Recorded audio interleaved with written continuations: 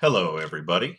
I'm Devin, and in my paper, I chose to compare the leadership of the North versus the South, but I wanted to move away from the usual conversation of just comparing the famous top generals. You can have good generals, but if you don't have good leadership across the board in your logistics and administration organizations, it can be very hard to win a war. Confederate generals did have huge success early on. The Confederate Army was newly formed, so it needed leadership at every level. Because of this, it was able to promote many capable, usually young officers immediately to top commands, while in the North, their peers up there, who were in the long-standing Union Army, they were stuck behind mediocre to bad officers who had seniority over them. We see a perfect example of this at the opening battle at Fort Sumter. On the Confederate side, P.G.T. Beauregard, second in his class at West Point, now the fifth highest commander in the entire Southern Army.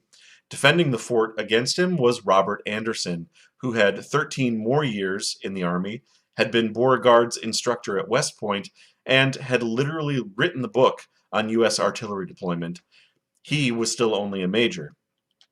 Talent was being wasted, and it's not just us seeing it with the hindsight of modern times.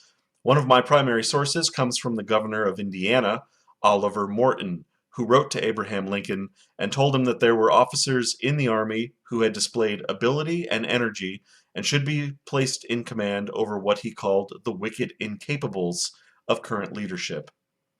Morton saw, as many at the time did, that capable junior officers were just waiting under the layer of bad generals and needed to be utilized.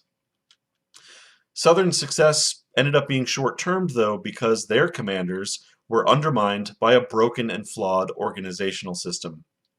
Focusing on defense of all territory, the Confederacy was divided into departments and districts based on either state lines or geographical features, creating an inflexible command structure that discouraged any sort of cooperation between the commanders. Southern commanders usually operated in mostly isolation, reluctant to aid one another because it would weaken their own position against potential Union attacks. Because of the decentralized nature of the Confederate government, Jefferson Davis was unable or unwilling to order commanders to work together, as it could have been misconstrued as counter to either state rights or to personal freedoms, both of which we know were very central to the Southern philosophy. Union forces, on the other hand, excelled at joint efforts and had a centralized government that ensured better coordination. Ulysses S. Grant had several coordinated joint efforts, Army-Navy efforts, both in the Western Theater and along the East Coast that were very successful. Union forces also had better logistics and non-combat officers.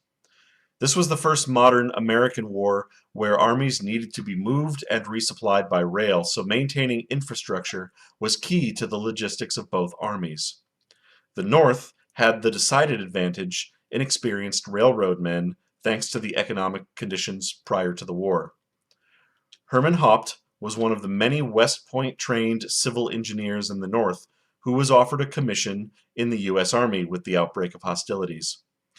In another of my primary sources, Haupt writes a letter to Lincoln insisting that reconstruction and efficient operation of railroads was of more importance than leadership in any single army, and he submitted a plan that would create a centralized office in Washington to oversee this. Haupt was eventually made a brigadier general for his efforts. His opposite number in the South was Captain F.W. Sims, and again, decentralization completely sidelined Sims's attempts to organize Southern logistics. The Southern railroads refused to cooperate with the government or any of their competitors, and Jefferson Davis would not give Sims the authority to take control. So, while Southern generals had their initial success against the North, their administration and their logistics systems were not built for long-term success. Once the bad commanders in the Union were finally weeded out, even though this took about 2 or maybe even 3 years in some cases, the younger, aggressive commanders started to bloody the Confederates' noses for the first time, and these are the leaders like Grant, Admiral Farragut of the Navy, and Sherman, people like them. Non-combat leaders like Haupt in the North were able to repair and make efficient use of infrastructure, while Sims in the South had his hands tied by resistance to centralization. And the Confederates had an inflexible and dysfunctional command system that prevented them from organizing united efforts. Because of all this, the Union had much more effective leadership from top to bottom, and not just at the top like the Confederates did.